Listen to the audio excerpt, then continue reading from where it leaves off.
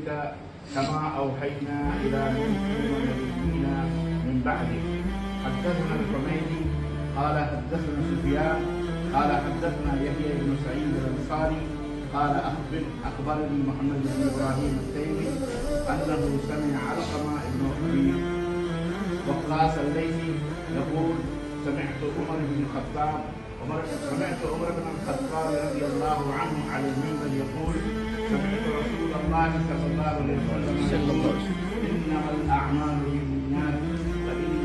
وإنما لكل امرئ ما نوى فمن كانت هجرته إلى دنيا يصيبها أو إلى امرأة ينكحها فهجرته إلى ما هاجر